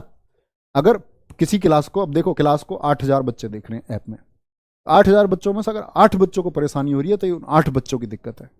अगर बाकी के आपके 7992 बच्चे क्लास को देख करके कोई कमेंट नहीं कर रहे, इसका मतलब वो बच्चे ठीक हैं। तो दिक्कत 8 को हो रही है, तो 8 वो नालायक बच्चे हैं, वो पढ़ना नहीं चाहते। उनको इग्नोर करना, वो क्या लिखते हैं कमेंट में क्या नहीं लिखते हैं। ब्राह्मण ग्रंथ की बात आती है, ब्राह्मण ग्रंथ जिनको वेदों की टीका भी कहा जाता है। क्या बोलते हैं इनको, वेदों की टीका कौन है, वेदों की टीका। टीका मतलब कोई पुस्तक लिख देना, कोई टिप्पणी कर देना। और बच्चे ये क्यों ब्राह्मण ग्रंथ लिखे गए, जब लोगों के उपवेद भी समझ में नहीं आए, वेद बहुत जटिल थे, उपवेद भी नहीं समझ में आए, तो और ज्यादा सरल भाषा में वेदों को लिख दिया। वेदों को और भी सरल भाषा में लिखा गया। तो क्या बोलेंगे, वेदों का सरल भाषा में रूपांतरण, ट्रांसलेट कर दिया इनको, सरल और ज्यादा सरल कर दिया, बदल दिया इनकी भाषा को। तो इन ब्राह्मण ग्रंथों में प्रश्न पूछा जाता है आपका ऋग्वेद से। तो ऋग्वेद के जो ब्राह्मण ग्रंथ लिखे गए उसमें नाम आता है आपका ऐत्रेय, ऐत्रेय, और साथ में एक नाम आता है आपका संख्यायन। क्या बोलेंगे, संख्यायन। संख्यायन जिसको हम कौशितकी के नाम से भी जानते हैं। किस नाम से जानते हैं, कौशितकी के नाम से भी जानते हैं। नोट करेंगे। तो ऐत्रेय पूछेगा, ऐत्रेय किसका ब्राह्मण ग्रंथ है? ये मैंने आपको प्रैक्टिस सेशन में भी बताया था, ये मैं आपको नोट करा चुका था प्रैक्टिस सेशन में। और जीएस के प्रैक्टिस सेशन के लिए एक बार बताओ कौन कौन बच्चा दिल से वेट कर रहा है? जीएस के प्रैक्टिस सेशन के लिए यूट्यूब पर कौन कौन बच्चा दिल से वेट कर रहा है एकदम? ऋग्वेद, ऐत्रेय, संख्यायन। और बच्चे आप देख रहे होगा, आप जीएस की जो क्लास ले रहे होगे ना, बाकी जिन बच्चे जो प्रैक्टिस सेट से उससे जुड़े हुए होंगे, तो उनको बेसिक चीज़ें एकदम क्लियर हो गई होंगी, किसी क्लास को लेने में उनको समस्या नहीं आ रही होगी, क्योंकि मैक्सिमम चीज़ें हम पढ़ चुके हैं और उसे बहुत बेहतर बनाऊंगा बच्चे में, बहुत शानदार। ऋग्वेद का ऐत्रेय और संख्यायन हो गया। सामवेद की बात आती है बच्चे, ऐसे ही पूछेगा आपसे सामवेद, ऐसे ही पूछेगा आपसे यजुर्वेद, और ऐसे ही आपसे पूछेगा अथर्ववेद कि इनके ब्राह्मण ग्रंथ कौन कौन से हैं। तो कभी भी दिक्कत नहीं करनी है। सामवेद के हैं पंचविश, दो ही इंपोर्टेंट है वैसे तो, पंचविश और षड्विश। पंचविश और षड्विश क्या बोलेंगे? सामवेद के हैं। और इसी का एक है जैमिनीय, क्या बोलेंगे? जैमिनीय ब्राह्मण ग्रंथ किसका है? वो सामवेद का है। यजुर्वेद की बात आती है, यजुर्वेद की दो शाखाएं हैं, एक कृष्ण शाखा, कृष्ण शाखा, कृष्ण मतलब काला, और शुक्ल शाखा, क्या बोलेंगे? शुक्ल शाखा। शुक्ल शाखा का जो है वो है सतपथ, क्या बोलेंगे? शुक्ल शाखा का है सतपथ। तो सतपथ किसका ब्राह्मण ग्रंथ है? वो यजुर्वेद का हो गया। और बच्चे तैत्रेय, यहां कभी कंफ्यूज मत होना, तैत्रेय है आपका बच्चे किसका? यजुर्वेद का। ऐत्रेय है आपका ऋग्वेद का, ठीक है। अथर्ववेद का एकमात्र है गोपथ, गोपथ ब्राह्मण ग्रंथ, क्या बोलेंगे इसको? गोपथ ब्राह्मण ग्रंथ। ये किस चीज के लिए लिखे गए बच्चे? ये लिखे गए आपके कि हम वेदों को और अच्छे से समझ सकें, ठीक है। बहुत बढ़िया। संख्यायन से आगे क्या लिखा है आपने? कोशित की, कोशित की, क्या बोलेंगे? कोशित की लिखा है बच्चे। संख्यायन से आगे मैंने लिखा है कोशित की। राइटिंग समझ में नहीं आती क्या मेरी? है भाई प्यारे पगलुओ? हाँ भाई, बहुत बढ़िया। आप जब अच्छा लिखते हैं तो बच्चे दिल से, सच में दिल से खुशी होती है उस चीज़ की। कोई नहीं बच्चे, जीएस को मिल करके मजबूत करेंगे, मिल करके मजबूत करेंगे हम लोग, ठीक है। एक कह रहा बच्चे सर जी थोड़ा सा डीप करवाओ। बेटा दुनिया में एक तो किताब उठा लेना कोई भी, और दुनिया में जिस किसी ने पढ़ा रखा हो उस यूट्यूब वीडियो को देख लेना, किसी कोर्स लेकर देख लेना। वादा कर रहा हूँ, इस बात का वादा, अब तक जो भी पढ़ाया होगा या इन फ्यूचर जो भी पढ़ाऊंगा वो सबसे बेटर होगा। ऐसा नहीं है कि मैं सबसे परफेक्ट हूँ दुनिया में, लेकिन मैं इस बात का वादा कर सकूँ मैं तुम तक डिलीवर सबसे बेस्ट करूंगा। तुम अभी जानते ही नहीं हो डीप क्या होता है, क्या जरूरी है ना? तो वो सीख जाओगे आप, परीक्षा में बैठोगे, परीक्षा में बैठने के बाद महसूस करोगे उस चीज़ को। जब मैंने ऐसे पहली बार क्लास ली थी ना यूपीएसआई में, जब बच्चे मुझे जानते भी नहीं थे, तो यूपीएसआई में मैंने हिंदी क्लास ली पहली बार, तो मैं जाकर खड़ा हुआ, इस दिन अपलोड करवाऊंगा वीडियो में, जाकर खड़ा हुआ, मतलब मुझे ऐसा लग रहा था, बच्चों ने बोला था कि भाई नहीं, हिंदी तो अंकित भाटी सर खुद पढ़ाएंगे। बहुत सारे बच्चों ने बोला, मैं जाकर के क्लास ली ऐसी ही। बस बच्चे, पहली क्लास मेरी हुई थी, पहली क्लास में शायद एक या दो कमेंट ऐसे मिले थे, और यूट्यूब पे वीडियो आज भी पड़ी हुई है, 3 जनवरी की वीडियो पिछले साल की। सेकंड क्लास से किसी बच्चे कमेंट नहीं आया। आज वही बच्चे हैं यूपीएसआई में जो मतलब सब कुछ मान चुके हैं, सब कुछ, और सबसे ज़्यादा परसेंटेज सिलेबस मैंने यूपीएसआई में पढ़ाया, बेसिक लॉ भी, हिंदी भी। तो मतलब ज़रूरत होती है, आप धीरे धीरे ही ये चीज़ें समझ पाएंगे कि आपके लिए क्या ज़रूरी है, और सबसे ज़्यादा ज़रूरी आप जब जान पाओगे जब आप परीक्षा हॉल में बैठ करके आ जाओगे, तब आपको शायद पता चलेगा कि आपको क्या पढ़ना था और क्या पढ़ाया गया और क्या जरूरी था और क्या जरूरी नहीं था। तो बस परीक्षा तक का वेट करेंगे, मेहनत करते रहेंगे, उसके बाद सब कुछ डिसाइड होता है, ठीक है। यहां तक कोई दिक्कत? यहां तक कोई दिक्कत बच्चे बोलेंगे? यहां तक की बात में कोई दिक्कत? ठीक है, बहुत बढ़िया। आगे बात आती है बच्चे वेदांगों की। वेदांग कितने हैं? वेदांगों की सिर्फ संख्या याद रख लेना, 6 हैं। और जो बच्चे जानने चाहते हैं 6 कौन कौन से हैं, ये है शिक्षा, शिक्षा जिसमें मंत्र आदि का उच्चारण बताया गया, कल्प, कल्प जिसमें बताया गया क्रिया विधि रस्म होती हैं जैसे हम रीति रिवाजों को मानते हैं, शिक्षा कल्प। फिर एक है आपका वेदांग निरुक्त, निरुक्त, निरुक्त में क्या था? निरुक्त में बताया गया कि कोई भी शब्द है, जैसे आप कहते हैं अरबी भाषा का शब्द है, ये हिंदी भाषा का शब्द है, ये लैटिन है, तो ये शब्दों की उत्पत्ति किसमें बताई गई है? वो निरुक्त में बताई गई है आपकी। और बच्चे छंद, छंद आप हिंदी में ही पढ़ेंगे, रस छंद अलंकार। किसी वाक्य को लिखते समय जो तुकबंदी आती है वो छंद में है, छंद हो गया। ज्योतिष, एस्ट्रोलॉजी, जब आपको बच्चे आपका भविष्य, जैसा आप हाथ नहीं दिखाते किसी किसी को, गुरुजी मेरे हाथ में ब्याह लिख रहा नहीं लिख रहा, ब्याह हो जाएगा नहीं हो जाएगा, पैसा हो जाएगा नहीं हो जाएगा, तो वो ग्रह नक्षत्र देख करके फिर आपको पागल बना के था और अलग तरीके की बातें बताएगा, कहेगा यार वो तो है ही नहीं, पैसे वाली लाइन तो है ही नहीं। तो वो तो हुआ हस्तरेखा विशेषज्ञ। ऐसे ही जब नक्षत्रों के ज्ञान को देखा जाता ग्रहों से जोड़ करके, तो वो ज्योतिष हो गया, एस्ट्रोलॉजी, ठीक है। व्याकरण, ग्रामर, आप चीजों को कैसे बोलेंगे, कैसे आप शब्दों को ठीक लिखेंगे, ये सब किसमें बताया गया, व्याकरण। और व्याकरण के बारे में लिख लेना, जो व्याकरणकार हैं, जो व्याकरण को बहुत अच्छे से जानता है ना, अनेक शब्दों के लिए एक शब्द है, उसको बोलते हैं वैयाकरण। और वैयाकरण कौन है, भारत के पहले वैयाकरण है जिन्होंने व्याकरण के बारे में सबसे पहले बताया, वो आदमी है हमारे हिंदुस्तान के पाणिनि। बोलेंगे पहले वैयाकरण कौन थे, व्याकरण नहीं। व्याकरण तो एक तरीका हुआ कि आप शब्दों को कैसे सही लिखते हैं, वाक्य को आप सही कैसे लिखेंगे, जो उसको जानता है वो वैयाकरण। और वैयाकरण कौन है, सबसे पहला पाणिनि। और पाणिनि ने ये जो ग्रामर का इस्तेमाल किया, कौन सी पुस्तक में किया था, अपनी इनकी थी अष्टाध्यायी। पाणिनि की पुस्तक कौन सी, अष्टाध्यायी। तो अष्टाध्यायी में क्या बताया गया है बच्चे, व्याकरण को बताया गया। किसको, व्याकरण को बताया गया है।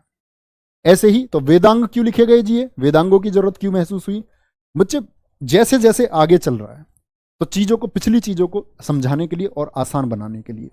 जैसे मेरा आप लोगों से क्वेश्चन है, जैसे एक बच्चे का क्वेश्चन था, एक बच्चे ने पूछा हुआ है कि वेद सबसे अच्छे हैं या फिर आपकी भगवत गीता अच्छी है। वेद और भगवत गीता में हम देखें कौन अच्छा है। तो बच्चे आप एक चीज का जवाब देना मुझे, जैसे आपने एक अंगूठी खरीदी, 100 ग्राम की अंगूठी है, 100 ग्राम खैर इतनी बड़ी अंगूठी तो होती नहीं है, कैसे माने, ऐसा मान लो आप आधे तोले की अंगूठी है, 5 ग्राम की, 5 ग्राम की अंगूठी है बच्चे, और 5 ग्राम में उसमें आधे ग्राम तो हीरा लगा हुआ है और बाकी 4.5 ग्राम है सोना। तो अंगूठी किसकी बोलोगे आप, हीरे की या सोने की। 4.5 ग्राम सोना है और आधे ग्राम उसमें हीरा है। तो मैं आप बच्चों का मस्तिष्क देखना चाहता हूं,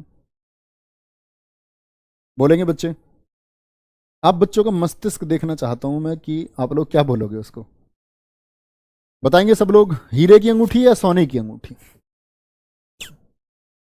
हीरो की अंगूठी या सोने की अंगूठी। सर जी बड़ा लिखे बच्चे, इससे बड़ा नहीं लिख सकता मैं, इससे बड़ा नहीं लिख सकता। तुम्हारी सारी इच्छा मुझ पर पूरी भी नहीं होने की, क्योंकि मैं भगवान ब्रह्मा थोड़ी हूं। अब सारी इच्छाएं, तुम सबकी जो भी इच्छाएं वो पूरी हो जाएंगी। बताओ, सोने की बहुत सारे बच्चे कह रहे हैं सोने की, तुम लोग मूर्ख लोग हैं जो सोने सोने की बता रहे हैं। तो प्यारे बच्चे, हीरे की अंगूठी पूरी हीरे की नहीं होती, उसमें बस थोड़ा सा हीरा होता है, बाकी तो बाकी मेटल होता है उसमें। तो ऐसे ही जैसे वेद है ना, ऐसे ही भगवत गीता की कीमत है।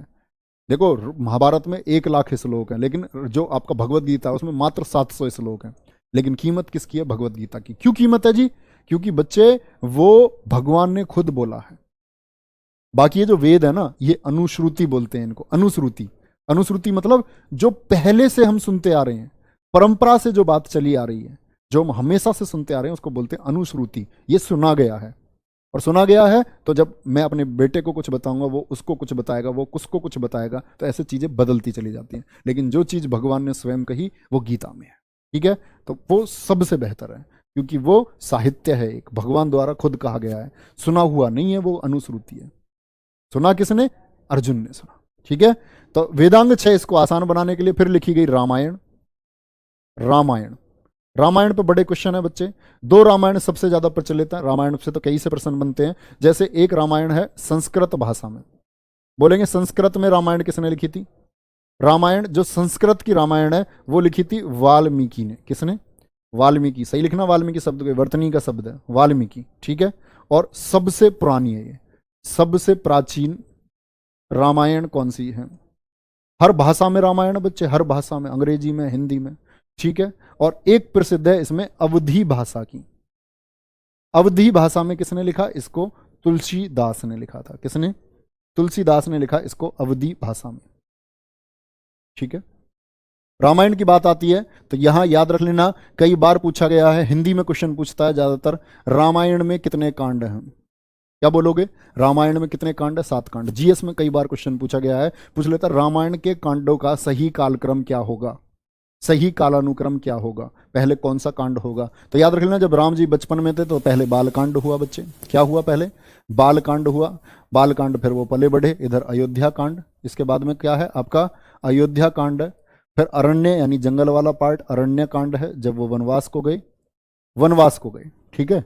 और मोटिवेशन ये है बच्चे, जब भगवान राम थे उससे पहले वो राजकुमार थे, लेकिन 14 वर्ष की उनकी यात्रा ने उनको पुरुषोत्तम राम बनाया।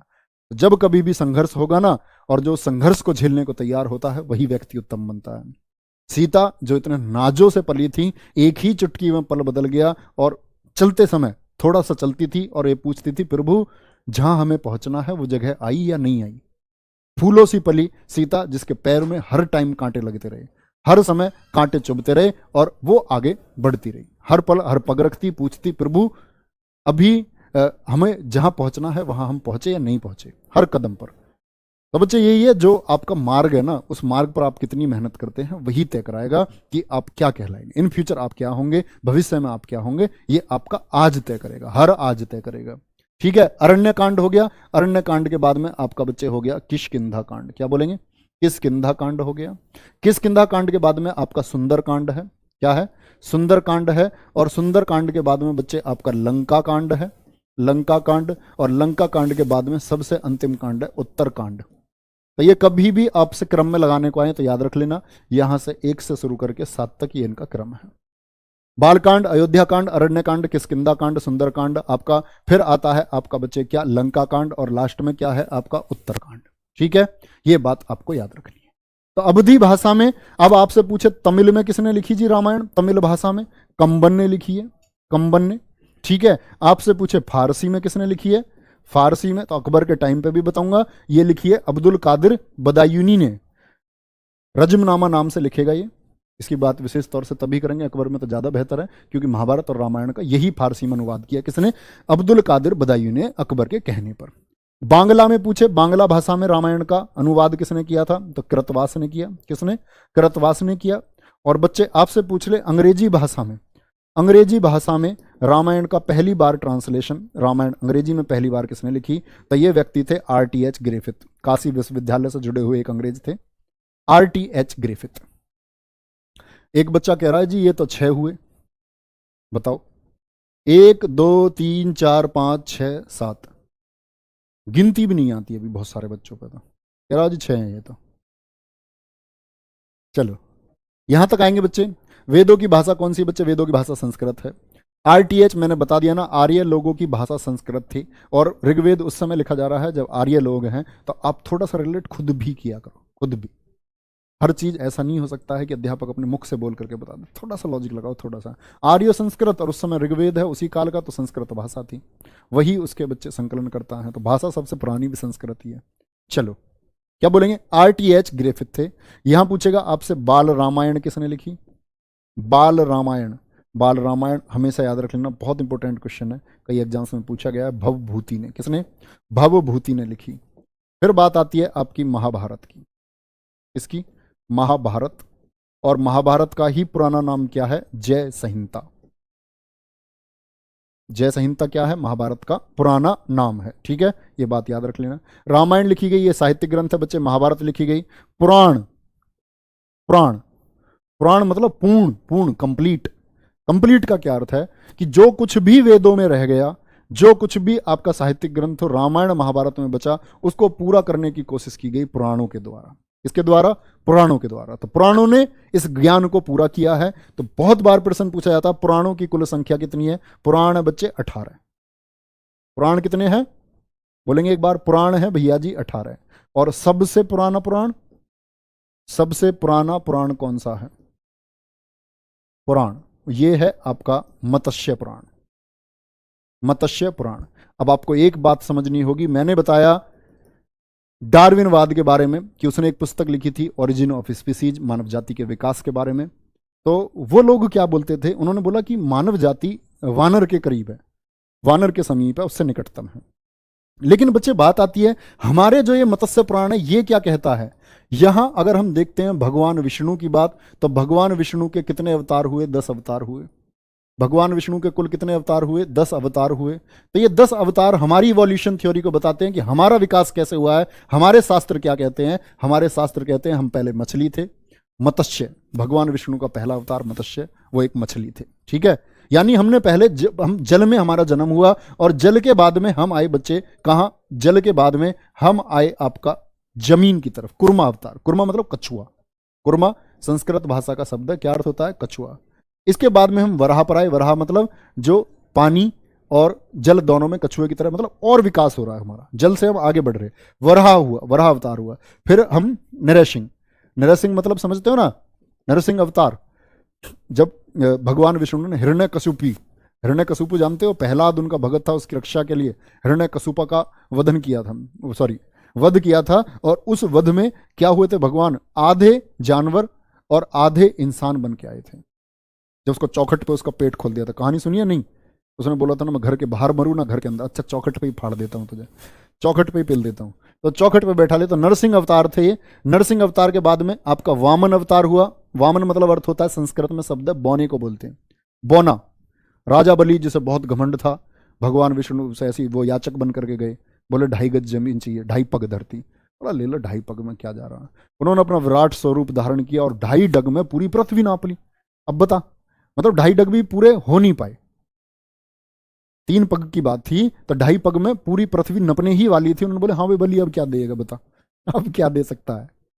उसने हाथ जोड़ लिए। फिर तो ये इवोल्यूशन बताया गया कि हमारा विकास कैसे हुआ। वामन अवतार के बाद में फिर छठे अवतार आपके भगवान श्री राम हुए।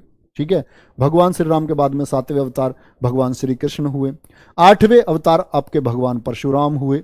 कौन हुए? भगवान परशुराम हुए। 9वें अवतार आपके बौद्ध धर्म के संस्थापक बौद्ध हुए, बुद्ध हुए, जो हम आगे की क्लास में पढ़ेंगे महात्मा बुद्ध के बारे में। 10वें अवतार का जन्म पुराण कहते हैं, अभी नहीं हुआ है। और 10वां अवतार कौन है बच्चे? 10वां अवतार है आपका कल्कि। कल्कि कहते हैं कि जब दुनिया में पाप बहुत ज्यादा बढ़ जाएगा तब कल्कि का जन्म होगा। कल्कि का जन्म होगा, देवदत्त नामक घोड़े पर बैठ करके आएगा और दुनिया से सारी बुराई को खत्म करेगा। अब वेटिंग में है कब कल्कि आएगा। हो सकता है आप में से कोई कल्कि हो जिसको कल बहुत ज्यादा ज्ञान अर्जन हो जाए, नए ज्ञान की प्राप्ति उसको हो जाए, वो एक नए विचारधारा से लोगों को परिचित कराए और लोग उसके साथ हो चले। हो सकता है ना कोई भी। वो किस तरह का नया सिस्टम बनाया, जैसे बौद्ध लोगों का सिस्टम महात्मा बुद्ध ने बना दिया था, वो लोग उन्हीं को मानते हैं। महावीर स्वामी ने जैन धर्म के लोगों के लिए नियम बना दिया, चींटी तक की हत्या उन्होंने वर्जित करवा दी। चींटी तक को मारने से लोग डरने लगे। जीव हत्या तो बहुत बड़ी बात है ना। तो ये क्या है, हमारा विकास बताया गया इन पुराणों में। सबसे पुराना पुराण मत्स्य पुराण था। और बच्चे यहां पूछा जाता है मत्स्य पुराण में किस वंश के बारे में बताया गया है। मैं आपको आगे भी बताऊंगा, सातवाहन वंश के बारे में बताया गया है। अन्य पुराण भी हैं आपके, जैसे सातवाहन वंश मौर्य, इसके मत्स्य पुराण बताता है। ऐसी विष्णु पुराण है, वो मौर्य वंश के बारे में बताता है। ये चीजें आप नोट कर लेंगे एक बार। तो विष्णु पुराण जो है, क्या बोलेंगे, विष्णु पुराण ये बताता है मौर्य वंश के बारे में। किसके बारे में? मौर्य वंश के बारे में बताता है। और फिर बात आती है आपके बच्चे वायु पुराण। वायु पुराण जो है ये बताता है आपका गुप्ताज के बारे में, गुप्त वंश के बारे में। भारतीय इतिहास का स्वर्णकाल रहा है गुप्त वंश। ठीक है। और यहां फिर आती है भागवत पुराण। भागवत तो आप जानते हैं भगवान श्री कृष्ण के लिए होती है, तो ये कृष्ण जी के लिए, भगवान श्री कृष्ण, यानी कृष्ण भक्ति से इसका संबंध है। ये प्रमुख बात है क्योंकि ये सभी क्वेश्चन पूछे जा चुके हैं। बोलेंगे इतनी बात में कोई दिक्कत? इतनी बात में कोई दिक्कत बच्चे? सर जी परशुराम तो रामायण में थे, धनुष टूटने के वक्त आए थे। बेटा वो सब जगह थे, भगवान सब जगह थे। पुराण लिखे गए हैं। मैंने ये नहीं बोला भगवान परशुराम रामायण के बाद में आए, मैंने बोला पुराण लिखे गए इस बात को समझाने के लिए जो चीजें अधूरी रह गई उधर। समझ रहे हो? नहीं, इसका कोई मतलब ना तो इससे है कि इनके अवतार से, मैं अवतार बता रहा हूं इनके। तो मैंने कब बोला कि रामायण में नहीं थे? बिल्कुल रामायण में थे। ठीक है। तो क्या बोलेंगे, सबसे पुराना पुराण ये सब हो गया। ये बातें आपको याद रखनी है बच्चे। और एक छोटी सी चीज बचती है, वो है ज्वालो उपनिषद की बात। ज्वालोपनिषद की बात है। और ज्वालोपनिषद में क्या बताया गया है आपका बच्चे, यहां 4 आश्रम बताए गए हैं। क्या बताए गए हैं? 4 आश्रम बताए गए हैं। ये हमेशा याद रख लेना। 4 आश्रम कैसे? पहला आश्रम है ब्रह्मचर्य, कि मनुष्य को अपने जन्म से लेकर के 25 वर्ष तक ब्रह्मचारी होना चाहिए। ब्रह्मचारी का क्या मतलब होता है भैया? मतलब किसी स्त्री से संबंध नहीं बनाना चाहिए, ना ऐसा सोचना चाहिए। ये बात, इसको बोलते हैं ब्रह्मचर्य। ब्रह्मचर्य का मतलब है जो आपके अंदर तेज है, जो आपको ज्ञान की तरफ ले जा सकता है, उस तेज को आप कहीं और व्यर्थ ना करें। ठीक है, स्वयं पर ध्यान दें। तो 25 वर्ष तक ब्रह्मचारी आपको रहना है। फिर करना भैया, मतलब गृहस्थ बोलते हैं, घर में, घर के अपनी जो जिम्मेदारियां उनको जीना। जैसे मैंने बताया, समावर्तन संस्कार जब हो जाता है उसके बाद गृहस्थ की मंजूरी गुरुजी कहते हैं बेटा जाओ अब शादी कर लो कुछ दिन। ठीक है, 25 से 50 वर्ष, 25 वर्ष तक क्या रहो, घर में रहो। फिर चले जाना जंगल को, वानप्रस्थ। ये व्यक्ति का धर्म है। ज्वालोपनिषद कहता है कि वानप्रस्थ 50 की से ज्यादा उम्र होने पर आपको जंगल के लिए निकल जाना है, पत्नी ज्यादा परेशान करे तो। यार नहीं तो घर ही रह लेना, कोई दिक्कत नहीं है। वानप्रस्थ के बाद में फिर है आपका संन्यास। संन्यास आश्रम है आपका बच्चे 75 से 100 तक, 75 से 100 वर्ष तक, ठीक है। छोटी सी चीज है, पहले ब्रह्मचर्य, फिर गृहस्थाश्रम, फिर उसके बाद में आपका वानप्रस्थ है, वन को चले जाना, और संन्यास मतलब सन्यासी बन जाना, विरक्ति ही हो जाना पूरी दुनिया से। क्या दुनिया में चल रहा है आपको कुछ पता नहीं होना चाहिए, आपको आत्मा और परमात्मा के ज्ञान को इकट्ठा करना है, जीव और ब्रह्म के बारे में सोचना है कि इनकी उत्पत्ति कैसे हुई है, ध्यान लगाओ, ईश्वर से कनेक्ट हो जाओ, है ना, यही संन्यास है। चलो बहुत बढ़िया। पुराणों के रचयिता कौन है? ये बहुत अच्छा, बच्चे ने एक क्वेश्चन अच्छा पूछा है। बच्चे पुराणों के जो रचयिता है ना, ये अच्छा क्वेश्चन है। इनके रचयिता हैं, ये हैं ऋषि लोमहर्ष और उनके पुत्र थे। लोमहर्ष और उनके जो पुत्र थे, उनके पुत्र का नाम था उग्रशिरवा। पुत्र का क्या नाम था? उग्रशिरवा। इन्होंने पुराणों की रचना की थी। ठीक है बच्चे, थोड़ी सी क्लास 2 मिनट लेट हो रही है, बस आप मेरे 4 क्वेश्चन के जवाब दे दो और फिर चलते बनेंगे हम अपने घर, आप अपने घर, कल मिलेंगे फिर, है ना। एक बार पहले थम्स अप करके बताओ इतनी बात ठीक है। पहला क्वेश्चन आप लोगों के सामने है बच्चे, पहला क्वेश्चन आप लोगों के सामने है। पहला क्वेश्चन है, वेदों को अपौरुषे क्यों कहा गया है? Why are the Vedas called अपौरुषे? बोलो भैया। बहुत बढ़िया, बहुत बढ़िया, बोलो बोलो बोलो भैया। क्योंकि वेदों की रचना देवताओं द्वारा की गई, क्योंकि वेदों की रचना पुरुषों द्वारा की गई। मैंने बताया अपौरुषे, पुरुषों द्वारा नहीं की गई, ऋषियों द्वारा नहीं की गई, क्योंकि वेदों की रचना देवताओं द्वारा की गई। ये देवताओं की वाणी है। किसकी? देवताओं की वाणी है। और इसी को हम बोलते हैं अनुश्रुति, यानी ये सुनकर के प्राप्त किया है। कैसे? सुनकर के प्राप्त किया है जो ज्ञान, उसको अनुश्रुति कहते हैं, जो परंपरा से बात चली आ रही थी। ठीक है, नेक्स्ट अगला क्वेश्चन है, कौन से 3 वेद संयुक्त रूप से त्रयी या वेद त्रयी कहलाते हैं? वेद त्रयी किनको बोलते हैं? बोलो एक बार। अथर्ववेद मैंने बताया, अथर्ववेद देखो ठीक टाइप नहीं, अथर्ववेद आपका वेद त्रयी में बच्चे नहीं आता है। ठीक है, ऋग्वेद, यजुर्वेद और सामवेद किस में आते हैं? ये वेद त्रयी में आते हैं। किस में? वेद त्रयी में आते हैं। ठीक है, नेक्स्ट, इनमें से किस फसल का ज्ञान वैदिक काल के लोगों को नहीं था? वैदिक काल के लोगों को मैंने बोला यव बोलते थे ये आपका जौ को। गेहूं का ज्ञान, जौ और गेहूं ज्ञान सिंधु घाटी के समय था। चावल के साक्ष्य भी मिल चुके। तंबाकू मैंने बताया इसको पुर्तगाली लेकर के आएंगे भारत में, पुर्तगाली इसको बर्नेल नामक व्यक्ति लेकर के आएगा अकबर के दरबार में। ठीक है, इनको बिल्कुल भी ज्ञान नहीं था तंबाकू का। आगे बात आएगी, प्रारंभिक आर्यों के बारे में निम्न कथनों में से कौन सा सही नहीं है? आर्यों के बारे में कौन सा कथन गलत है, ये बताना है। बताओ फटाफट। ये प्रश्न जिसने बता दिया मतलब उसने अब तक की क्लास बहुत जबरदस्त क्लास की थी, वो सारी बातें सुन रहा था। प्रिय पशु इनका घोड़ा था, देवता इंद्र था, वे संस्कृत बोलने वाले थे। हाँ जी, उनकी भाषा संस्कृत थी। घुड़सवारी किया करते थे, घोड़ा उनका प्रिय पशु था। कई झुंडों में भारत पहुंचे, बिल्कुल झुंडों में पहुंचे। देखो यहां एक बात गलत हो जाती है, वे मुख्यतः नगरों में निवास करते थे। नहीं, नगरीय सभ्यता तो थी ही नहीं। कैसी थी? रूरल सिविलाइजेशन था उनका, ग्रामीण सभ्यता थी। कैसी सभ्यता बताई थी मैंने? रूरल सिविलाइजेशन था। जो सिंधु घाटी थी वो नगरीय थी, वो अर्बन सिविलाइजेशन था। तो ये बात आपको ध्यान रखनी होगी। ठीक है, डी क्या बोलेंगे? कौन सा सही नहीं है, ये पूछा, सही नहीं है तो वो नगरों में निवास करते थे, बात गलत है। चलो भाई आगे, नेक्स्ट है, आर्य सभ्यता में मनुष्य के जीवन में आयु के अवरोही क्रमानुसार कौन सा सही है? अवरोही का मतलब समझ रहे हो? डिसेंडिंग, घटता हुआ। घटते हुए का मतलब क्या है? कि सबसे बाद में जो हुआ होगा वो सबसे पहले लगा दो। असेंडिंग, असेंडिंग मतलब चढ़ता हुआ। आरोही, पर्वतारोही, जैसे पर्वतारोही चढ़ता ना पर्वत पर ऊपर। अवरोही मतलब उल्टा, ये डिसेंडिंग और ये होता है असेंडिंग। तो सबसे बाद वाले को देख लो, सबसे बाद में क्या बताया था? अवरोही क्रम में। तो सबसे बाद में मैंने आपको बताया भैया, सबसे बाद में तो संन्यास आना चाहिए, है? ये तो गलत है फिर सारे। गृहस्थ पहले हो नहीं सकता, ये भी गलत हो गया। ठीक है भाई, ब्रह्मचर्य, वानप्रस्थ, फिर सन्यास, नहीं जी। ब्रह्मचर्य, फिर गृहस्थ, फिर वानप्रस्थ, फिर सन्यास, नहीं जी। भाई ये तो सीधे सीधे लिख दिया, फिर इसने अवरोही गलत लिख दिया ना, अवरोही गलत लिख दिया। इसको आरोही कर लो आप, तब उत्तर सही बनेगा इसका। आरोही करो क्योंकि ऑप्शन ठीक नहीं है। आरोही में कौन सा हो जाएगा? पहले ब्रह्मचर्य, फिर गृहस्थ, फिर वानप्रस्थ और फिर सन्यास। ठीक है, फिर सन्यास हो जाएगा आपका। चलो भाई नेक्स्ट है, आरंभिक वैदिक कला में वर्ण व्यवस्था किस पर आधारित थी? जो शुरुआत में था वैदिक कला नहीं, वैदिक काल, वैदिक काल। देखो उधर भी कला को आर्ट लिख दिया, वैदिक पीरियड होगा ये। क्या होगा? वैदिक पीरियड। आरंभिक वैदिक काल में वर्ण व्यवस्था किस पर आधारित थी? शिक्षा पर, जन्म पर, व्यवसाय पर या प्रतिभा पर? शिक्षा पर तो कहीं भी आधारित नहीं थी। दो चीजें जो आपका बच्चे उत्तर वैदिक काल है, उत्तर वैदिक काल जैसे आता रहा तो तब चीजें हो गई कर्म के आधार पर, किसमें, सॉरी, जन्म के आधार पर हुई उत्तर वैदिक काल में। किसमें? उत्तर वैदिक काल में जन्म के आधार पर। लेकिन जो आरंभिक यानी पूर्व वैदिक काल था उसमें थी आपकी कर्म के आधार पर यानी व्यवसाय के आधार पर। ठीक है प्यारे बच्चे, तो आशा करता हूं सारी चीजें आप एकदम समझ पाए होंगे। एक बार आप लोग बताएंगे आप लोगों की चीजें समझ में आई हैं? ठीक है, अभी अंकित चौधरी सर क्लास लेने आ रहे हैं। रियली सॉरी, मैंने क्लास आपकी कुछ मिनट लेट की है। Okay, thank you. जय